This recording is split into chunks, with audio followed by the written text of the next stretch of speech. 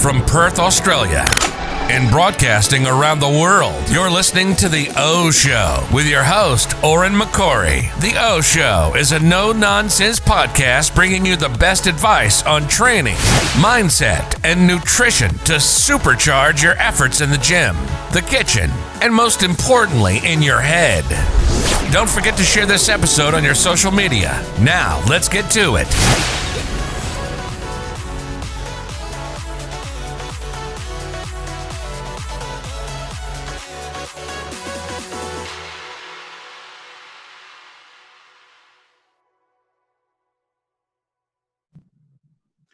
Hey guys, welcome to today's episode of The O Show. I have my good friend Taylor on today, who is a kick-ass coach from Melbourne. We originally met in Perth about 2 years ago, I want to say, and since then she's moved to Melbourne. She's set up a great life over there, and she is an expert on what we're going to talk about. Taylor, welcome to the podcast. Thank you. How are you doing today? Everything good? Good, yes. I'm 2 hours ahead of you, so yeah, it's all sunshine over here and hopefully the same in WA. Yeah, it's nice out today, so that's all good.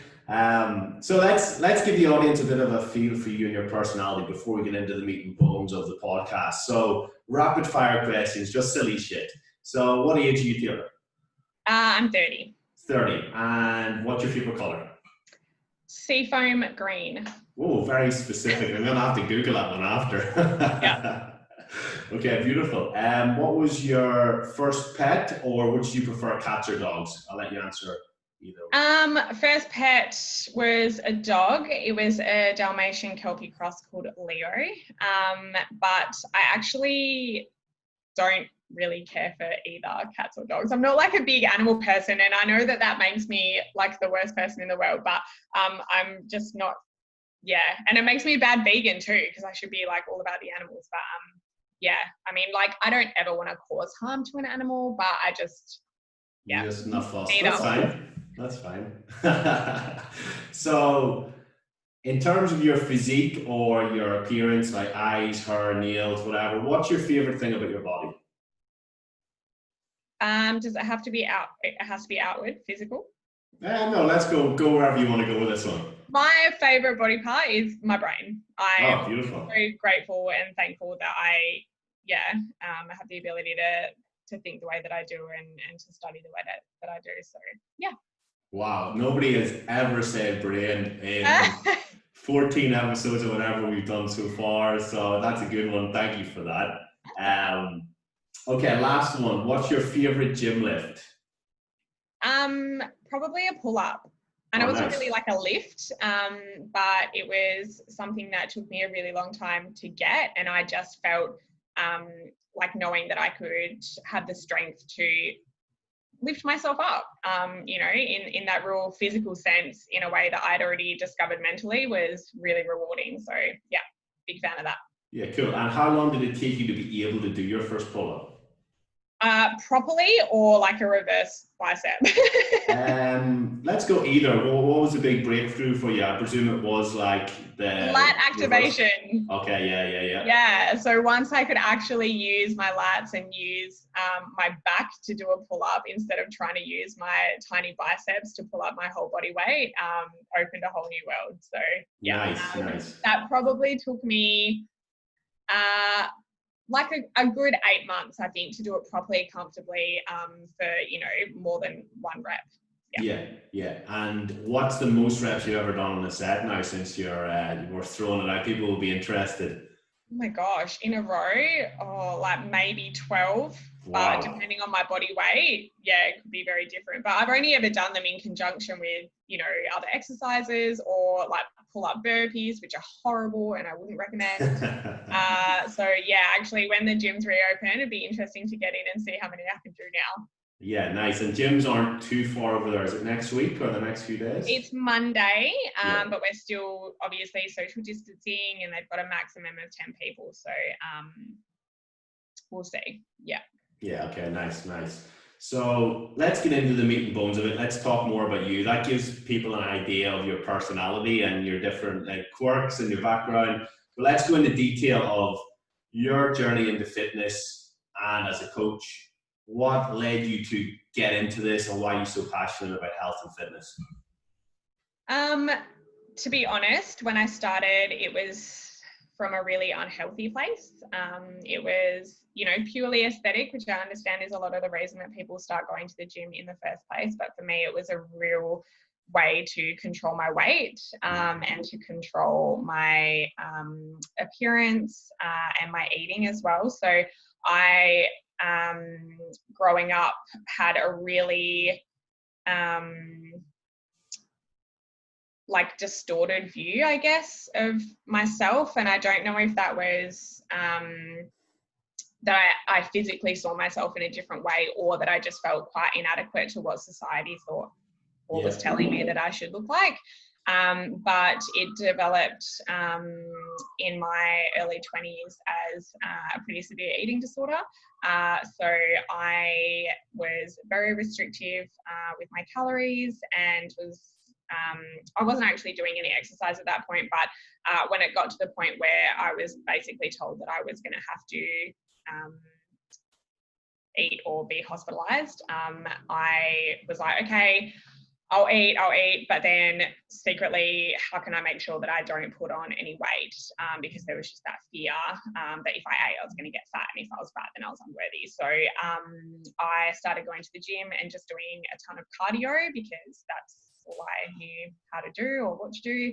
And then as time went on, it became apparent that I couldn't sustain exercise without proper fuel. And then when I started exercising a bit more, I started noticing that my body was changing, and not just in terms of whether I thought it was big or small, but whether I felt able and strong and saw little muscles develop, whether that was like my shoulders or in my back and things like that. And I realized that there was this whole other side to exercise or fitness. And I was really, really unhealthy with the things that I was putting in my body. I drank alcohol every day. I smoked for 10 years. I ate nothing but sugar. But in terms of calories, they were very low. And so it just really opened my mind to the fact that, you can look a certain way or be putting certain things into your body, but definitely not be healthy, and that it really does start from the inside out. And when I sort of had that breakthrough moment, it was like, why doesn't everyone know this? And why aren't more people talking about it? And that really drove me to want to self-explore and study as much as I could about it and get all the information so that I could go out and share this incredible message with everybody else. Yeah, wow. And that's pretty powerful to turn around your whole habits around eating like that. And it's gone to a different level now where you're now vegan, right? How's that been? Yes, and I don't love the term vegan because it isn't just veganism. I don't think that, a vegan diet is for everybody. I do know that people, can absolutely eat animal products and still be healthy. But my focus is being plant-based and whole food-based. So making sure that, there are so many vegan products that are processed or high in sugar, high in the foods that we shouldn't really be putting in our bodies, or they're not even really foods, they're just made in a lab. And although the flip side is that, yes, less animals are being harmed and it's, better on the planet and those sorts of positives, looking at it from a nutrition and health coach place, it is more about what can we put in our bodies that is in its most raw and powerful and nutrient dense form, which is something that I really try and speak to my clients about as well, is just being mindful that food is there to nourish us, and making sure that what you're putting into your body is actually doing what food is supposed to do. Yeah, well, yeah. So, and in terms of how you feel now versus back then, big changes, right? Yes, because, you look at photos of yourself from 10 years ago and there's always that part of you that's like, oh, I wish that I'd appreciated how I looked, or I wish I looked this way or whatever, but you don't always feel the way that you look. And I know that that's true for a lot of people who compete. Like I will never have the mental capacity to get on a stage. Like I know that about myself, but I spend a lot of time with people, and I'm very close to people who have stepped on stage, and I really take my hat off to them, because that is hard to look at yourself in what is, you know, called peak condition, and you have put your body in through hell to get to that point. So yeah, I think the way that I feel now in terms of what I can do, so waking up with energy, you know, being able to exercise and recover well, which that's my priority. So I feed myself to fulfill my passion, rather than seeing it as a punishment or a reward, and viewing exercise in the same way. So my enjoyment and my passion is training and exercising, and the way that I eat has to support that. So yeah, I feel amazing. Yeah, perfect. And that's a massive flip around, like feeling like shit basically when you were younger, and you know, putting the wrong stuff in your body, going a bit too hard on the party, and like you said, to now being in such a holistic health sort of viewpoint is massive, and something that people will hopefully resonate with. Now, one thing I wanted to get you on to talk about, we've got a couple lined up here, but the main one is emotional eating. And this is happening a lot, like it happens every day with people, but I've noticed that especially with COVID and the lockdowns that have been happening, people are working from home, they're in a different routine, and a lot of the emotional eating is coming from boredom eating. But there's a whole spectrum of reasons why you emotionally eat. So let's imagine that people listening don't know what emotional eating is, they can't comprehend why they're doing certain things. Let's just talk about your viewpoint on what it is, and your experience with clients who come to you who are in this sort of situation. I think a really important distinction to make, first of all, is that emotional eating and like binge eating are not the same thing. There is some overlap, but a lot of people will sort of be like, oh, you know, I binge ate, but they really mean that they just had like an extra bowl of ice cream. Whereas, you know, if you are eating for that emotional reason, it is almost that out of body experience. And I think getting to the root cause of that emotion and why there is emotion attached to eating is the most important thing. Emotional eating and boredom eating, again, very different things. And what I try and speak to my clients about is, it's really, I hate the word mindful because it gets like thrown around all the time, but it is really important to sit down, if you're eating, taking at least 6 really deep breaths and just being really present in the act of eating food. So being very conscious in that decision. If you're eating standing up, eating while you're running out the door, eating while you're driving the kids to school, like all those things, your body's just going to be a bit out of whack. And again, taking it back to like why we eat food and what it's for, you're not really acknowledging that or honoring that moment. So I always try and get people to accept and acknowledge what the emotion is that they're feeling when they're sitting down to eat a meal, and just really coming back to reconnect with yourself in those moments. So if you are feeling like you are eating to fulfill some void, or if you've had an argument and you're raging and you feel like you just want to eat something, or something has happened and it's upset you, we need to take the shame away from emotional eating. There is no shame, but there also shouldn't be that negative emotion attached to it either.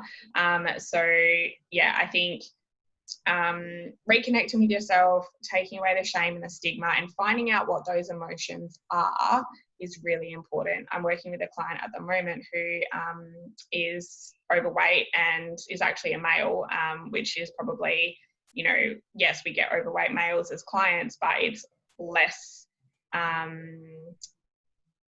frequent than getting overweight females who identify with emotional eating. And he's dealt with a lot of bullying and things like that in his past, and that is a key thing that he hasn't thought about in 30 years, but is really inhibiting his ability to shift weight now later in life. So finding out where that comes into it, how you identify with your body and with food and what your relationship with food is the most important thing. So I find that binge eating, emotional eating, that is all a byproduct. You need to come down to what the root cause is. Yeah, okay, that's massive. And do you think people's identity around themselves, like you did mention it briefly there, but for example, if somebody has always been fat or overweight for, you know, a bulk of their life, and they're known as, say if it's a guy in that example, like Big Jerry or Big Tommy, and they've been known as Big Tommy like their whole life, then that's gonna sort of impact their thoughts around food, because they kind of think like, oh, I'm just Big Tommy, I can't lose weight. Like Big Tommy always eats Burger King every night, you know, Hungry Jack's every night. Like, is that a big part of it, or is it something else? What else do you identify as? You know, what are the other parts of you that people know you for? Yeah. And if you don't really know yourself, and if you haven't really gone down that road and formed your own identity, and you're putting out another version, then that's really comfortable, and it's almost like a security blanket, and it's horrible because they don't want to be like that. You know, people don't necessarily want to feel that way, but you know, they're stuck in that, you know, but this is who I am, and if I'm not that, then what am I? And if people accept you as that, you know, Big Jerry or big person, then if you're not that person, then there's that fear of rejection, I think, that comes into it a lot as well. Yeah, because you don't know who you are on the other side of that. And that's definitely not to say that everybody who, like, this is not like body shaming or anything like that. I am all like, if people are, you know, over their BMI or whatever it is, and they're happy and they see themselves realistically, and you know, they're really happy in themselves, and that is body positivity and a positive body image, that is amazing. But for people who have health issues because of weight, and who have self-esteem issues because of weight, and they can't shift that because they're stuck in that perpetual cycle, I think that finding out what you identify as and how you see yourself in terms of your weight and your relationship with food is monumentally important. Yeah. And in terms of trauma, like you mentioned, that guy has had bullying in the past. Would the majority of people who you work with have had some sort of trauma in the past, or is it still quite rare? Is it just like that identity thing would outweigh the traumas in most cases? The majority of people, and I'm only speaking from my experience that I deal with, yes, there is. It might not be one event. Mm-hmm. It could be a series of events, but something that I try and do with a lot of my clients is sitting down, going through a guided meditation, and really feeling through for the first time that you ever really felt that feeling and what the situation was. And the more that we talk about those things and bring them up, the more, like this client at the moment, he's like, I'm just having all these really weird, vivid dreams and thinking about people that I haven't thought of in so long, and not realizing that, you know, as babies and as children, we're not born with those things in us. They're things that's very nurture versus nature. Like, they're things that happen to us, and they're things that we pick up on from the outside world, whether that's our value and our worth because of how we look or how we perform. And I think that it's really important to discover why that started in the first place, and how we can go back and sort of repair that damage before you can ever move past. Otherwise, you know, you will always see a diet as being, you know, the thing that you have to do, and it could just be a lifestyle change. And yeah, I just think that that's so important. Yeah. And in terms of if somebody comes to you with this sort of stuff, and there might be listeners who identify with that and like, oh shit, everything Taylor's saying, that's me. Maybe do I emotionally, what's this sort of, you kind of talked about it already, but what's the sort of straight up action points that people can look at to try and move past this emotionally? And what's the sort of, if you were put in a sort of hierarchy of what you would address first with a client and that people can work through, what would your advice be on that? First thing that I always get clients to do is just keep a journal when they're eating. So the same way that you would if you were just trying to figure out a nutrition plan, like, I need to know what you're eating so that we can work out, you know, what your base calories are, so that we're not increasing too much or reducing and all that sort of thing. but more about the feeling. So tell me how you feel before you eat a meal. Tell me how you feel after that meal. What sort of headspace are you in? Are you rushed when you're doing it? Are you, looking at the clock and then thinking, oh, well, it's 12 o'clock and now I need to eat because it's lunchtime, but I'm not particularly hungry, or I woke up and I'm ravenous and I can't wait to have my first meal. Or, I had a bad day at work and I noticed that I came home and I ate a bag of chips or whatever it was. Because I've also had clients who are like, I'm emotional, eating and binge eating because like I get home and all I want to do is just like eat the entire world. And it's like, well, what did you have for breakfast? Oh, I was really busy. I didn't have breakfast, but I went to the gym. Okay, cool. So what did you have for lunch? Oh, I just had like a salad. It's like, you're not emotional eating or binge eating. Like, you're just hungry, and like that's okay as well.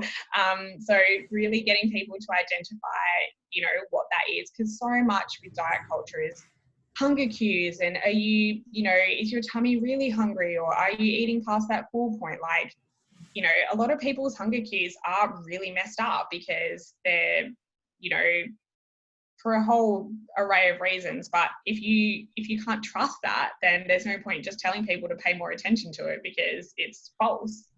Yeah. Okay. So it's a lot of it's just identifying how they eat and sort of what could be triggering things in terms of their mental space, or is it just literally hunger and they're not valuing the importance of the meals earlier in the day and sort of reprioritizing that in their head, I guess.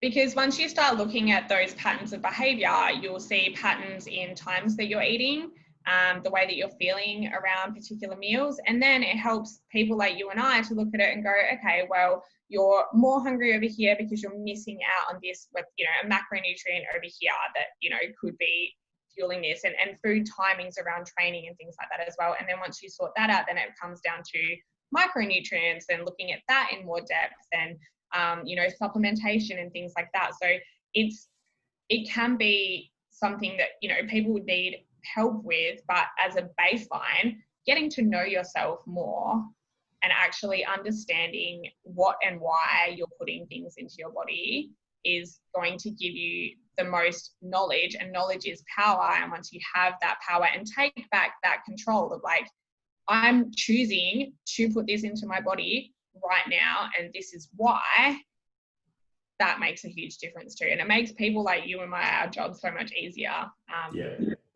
This client that I was talking about earlier, he sort of, was saying that when he goes to shops and grabs, an ice cream or a chocolate or whatever, and has that thing of like in his head of like, well, it doesn't matter. And that was such a big conversation. Like, well, what doesn't matter? The fact that you're eating it, or the fact that it doesn't support your goals, or do you think you don't matter enough to warrant nourishing your body? Like, there's so much that goes into it. Yeah. Okay. And that's quite deep stuff then, what you're getting into with people, right? Yeah, 100%. And it has to be, because otherwise you will never get over that hump, that thing that's in your way, that barrier. You can, yes, absolutely, you can lose weight, but then you'll just put it back on again. And I think that that's something that's really important to distinguish between diet and healthy weight loss, because healthy weight loss isn't necessarily a diet, it is a lifestyle change. And if you are doing a diet because it allows you to have those restricted foods, like all these people who are like, oh, I've been on this diet and I get to eat all this chocolate, like, you're still having that terrible relationship with food. And it is that real restriction and allowance mentality. And the thing is, with restriction, it doesn't have to just be that physical restriction of like, oh, I'm not allowed to have, this hamburger, I have to have this kale salad. It can be a mental restriction of like, because then when you're eating the hamburger, you're feeling like shit because you know that you should be having the salad, instead of going, no, I'm taking away all the restrictions and I am just eating it and I am enjoying it, and then it doesn't release all those other hormones that, will just, again, perpetuate that cycle.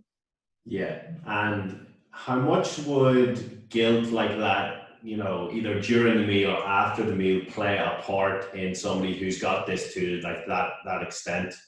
Huge, because it can either, like, it can throw out the whole day. So you'll see people who are like, oh, I was really good until like Thursday, Friday, Saturday, and then I ate all this crap food, and then, you know, or I ate one bad thing, you know, quote unquote. I ate one thing that wasn't in my meal plan, therefore I'm a terrible person.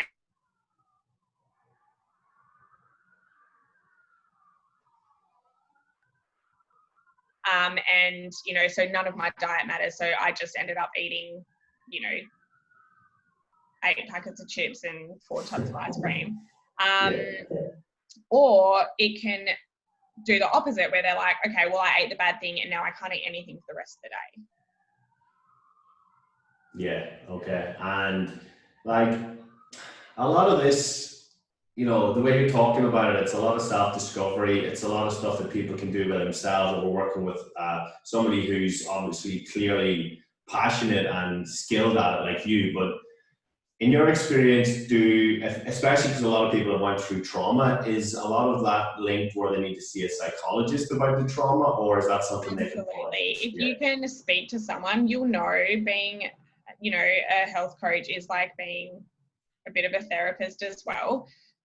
But actually having somebody who is a paid professional, if you think that that is something, like if you're listening to this and you're like, yep, I really feel like there's some things that I need to really unpack before I can move forward, absolutely speaking to a psychologist, going to your GP, getting a mental health plan for free, and going and speaking to someone can be really, really helpful and just get you on that track a little bit faster. But yeah, I would 100% recommend it.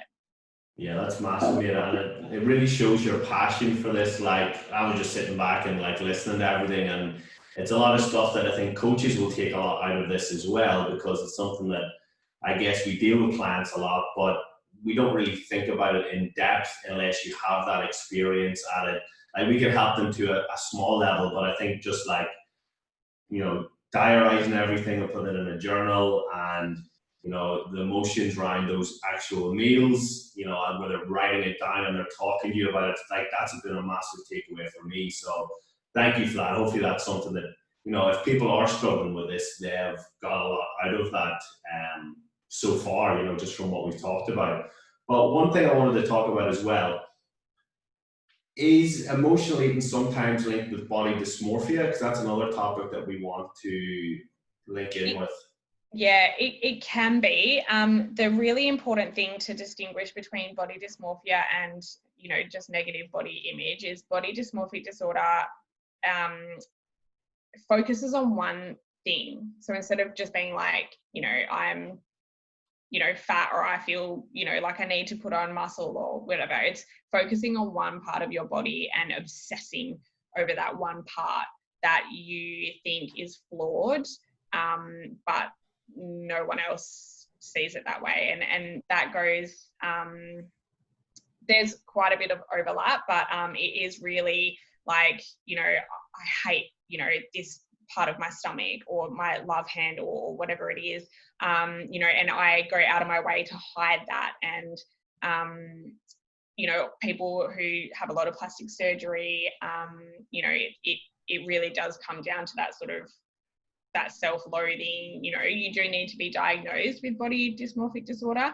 It is different to negative body image, but when you get to that point where it is all you think about, you either are in front of the mirror all the time trying to fix that one thing, or you're avoiding the mirror at all costs because you don't want to look at it, or you know, you refuse to have your photo taken, or you need constant reassurance from people about that one thing, that definitely can feed into that that obsession. And that is something that you see really often being a coach, is that, you know, the one thing that people always come for is to fix something. It's not to you know, enhance their physical health, or, you know, their longevity, or make sure that they've got enough, you know, bone density to hold onto their muscle, or whatever it is. It's like, I hate this about myself and I have to fix it, otherwise I'm a terrible person and people will not love me. Like, yeah.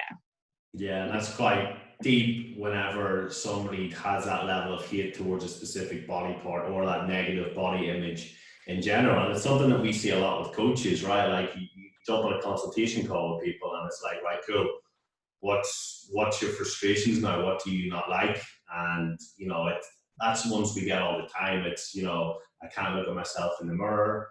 I don't want to attend social gatherings because all my friends are skinny minis, and I really just, I don't want to socialize with them because of that.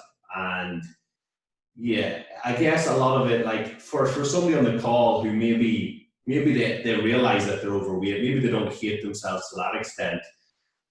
How do you know whenever it's going too far, where rather than just like, okay, I'm overweight, I need to do something with this, this is the worst I've looked, and contacting a coach, how then does it go too far where they do get into this body dysmorphia then as a result? Like if somebody's just not happy with where they're at, but they're not quite at the level of body dysmorphia and hating on themselves that much, how can they sort of look out for what may be happening aside from this, don't want to look in the mirror or picking out a specific part? Do you notice like any sort of trends with clients where they develop over time like a worse relationship with their body? Or I think that because there's so many positives that come with how you feel, I think for me, like I would never step on stage, but I've had, ever since I've started at the gym, every single person I've ever met, why aren't you doing a competition? You should compete. It'd be so easy for you. Like you do so well. Like,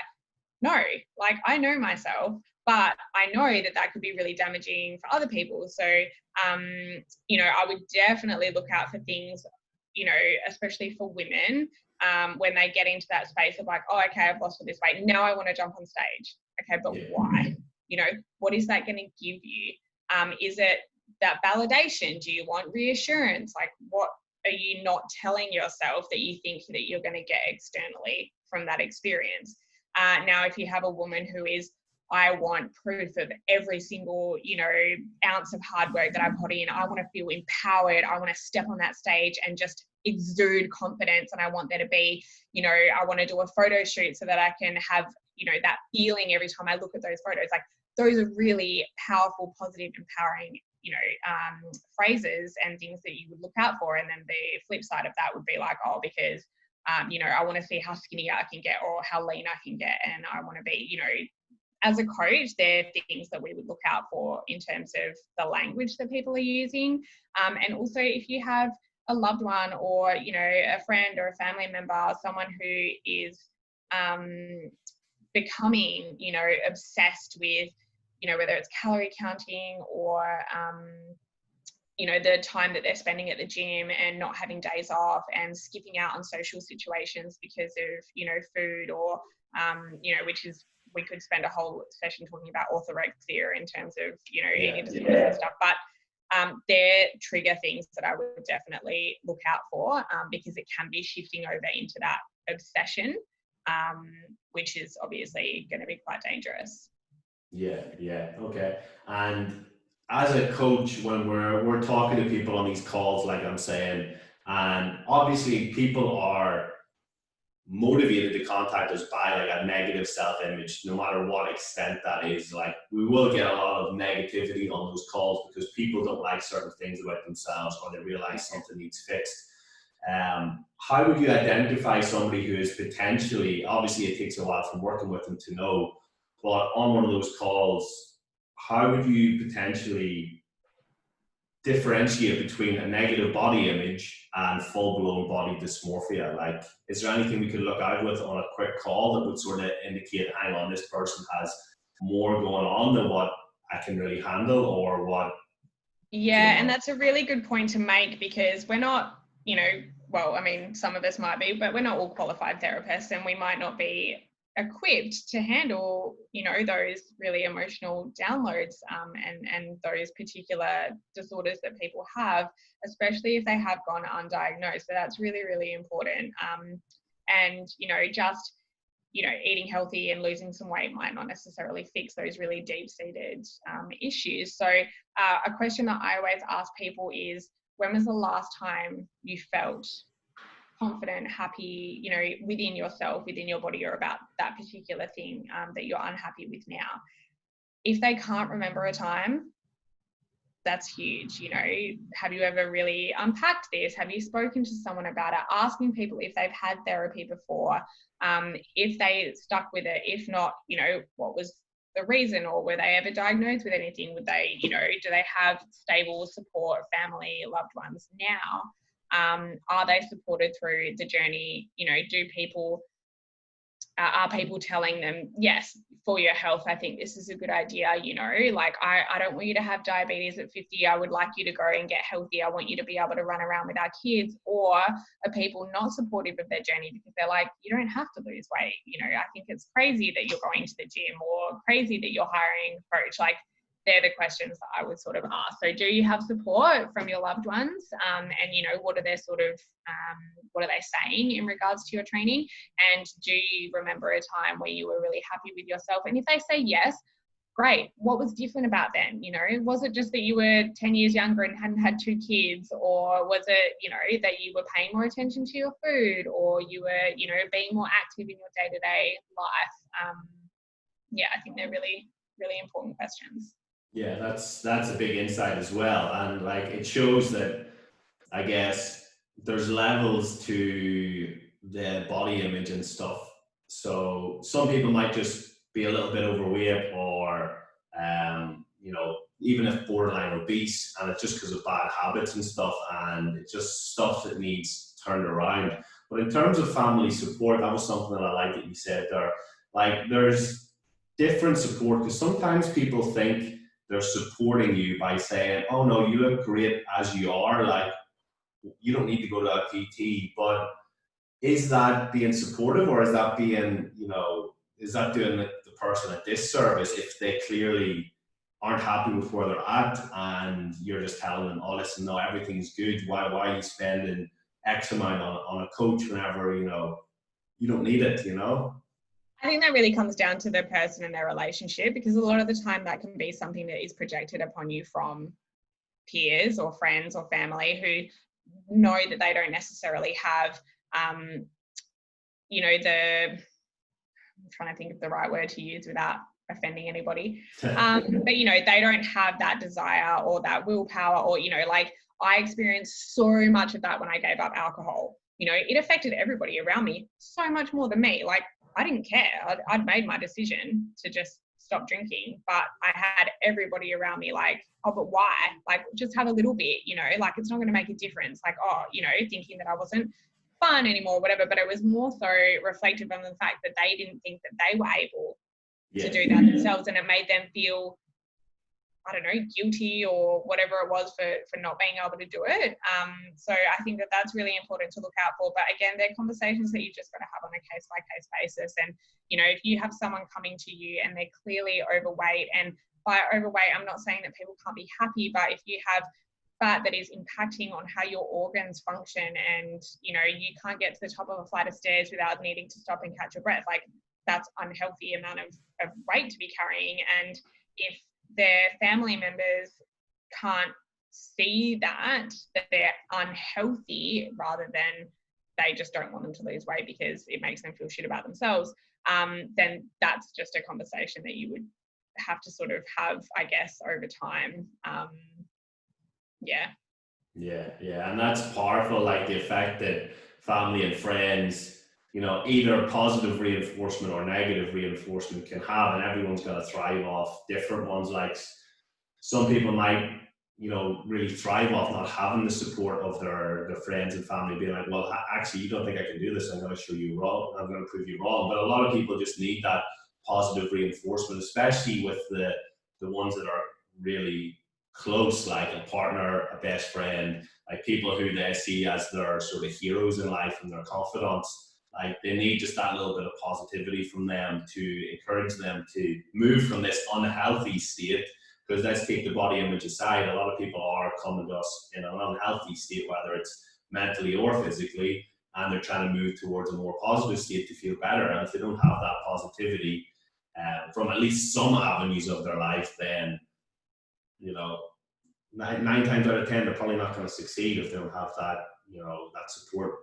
Yeah, and that's a real shame. And that's where I think that really sitting down, getting to know yourself, feeling really supported by you, and knowing that you have your own back, and that you are allowed to make decisions for yourself, and, you are strong enough to do things on your own. That's yeah, that's really powerful too, because there are going to be times when there are going to be people that disagree with you and your choices, and those people might be really close to you, and that can be really, really hard. But you need to have the strength of character and a sense of self to say, this is what works for me, or I'm doing this because it's best for me, and really putting yourself first, and making sure that, you know, if you need positive reinforcement, go look in the mirror and tell yourself that you are strong as fuck and that you can do this, because that's where it starts. Because if you can't do that for you, trying to get it from anybody else is never going to feel as fulfilling. Yeah, and that's massive as well. Like, you know, that self-motivation, like you said. And I could see when you said that about going in front of the mirror, your eyes lit up a bit. And I was like, oh, this is powerful. She's done this before. Yeah, I like that. And people are probably going to, who are on the podcast, will be like, oh, I'm going to have to go watch the YouTube to see that one bit of the clip. I mean, that's massive. Like, that's, the whole episode has really been massive for people. And that's what a lot of people said, about the episode with Maria, that what you were mentioned on, by the way, as one of her influences in this whole self-love that we spoke about. But like, people love this sort of stuff because I think it happens to a lot of people, and they might not even realize that, you know, they're being negative towards themselves, that they have emotional eating, that they have, you know, a negative body image that is borderline body dysmorphia.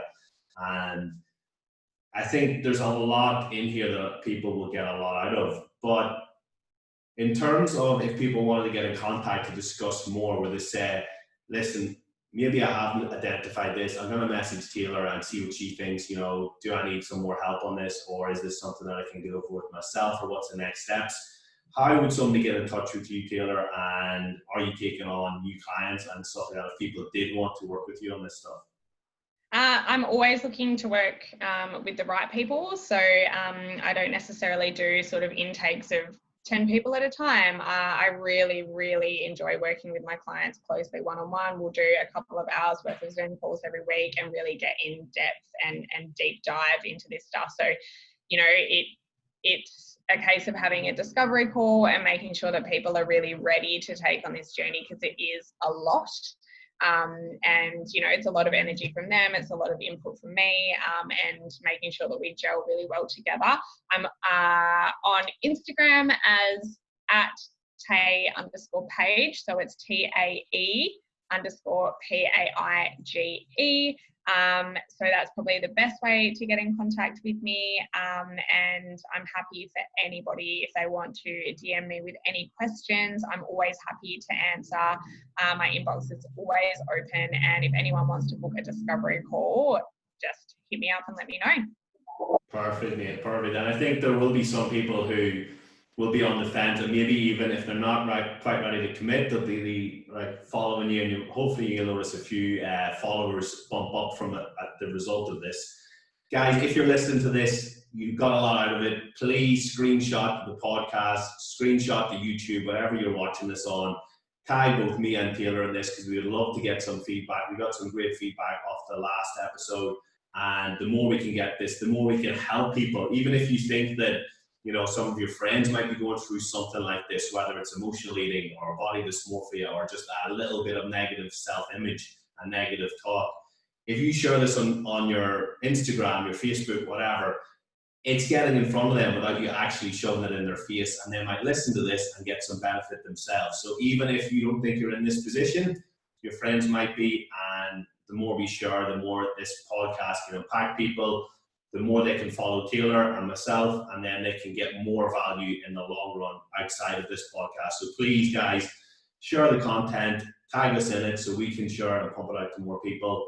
And yeah, hope you've really enjoyed the episode. Taylor, I've loved having you on, mate. It's been in the works for a few weeks, and we finally just hit it up today. So thank you for coming on short notice. This should be up in the next few days, and we'll hopefully get some amazing feedback from it. Awesome. Thanks very much, mate. Have a great day. Thank you so much. And yeah, I will chat to you very soon. But thanks to everyone who's listening. And yeah, I can't wait to see the feedback. So I'm really excited, and we'll have to do part 2 in the next couple of months, I think. Yes, we've got a literally laundry list of topics that we're going to cover. So I will definitely get you back on. And guys, especially if you like Taylor on this episode and you want round 2, make sure you tag us so that I know you have enjoyed this too. So and ask questions. Yes, absolutely, because we might do Q&A style one if people have specific questions related to this, I guess, and they're happy for us to go over them on a podcast. Yeah, perfect. So have a great day, Taylor. Guys, you've been listening to the O Show. Thank you for tuning in. Thanks for listening to the O Show with your host, Oren McCory. If you liked this episode, then please subscribe to the podcast wherever you're listening and share this on your social media. We'll see you on the next episode for more no-nonsense advice to help you supercharge your efforts in the gym, in the kitchen, and most importantly, in your head. See you then.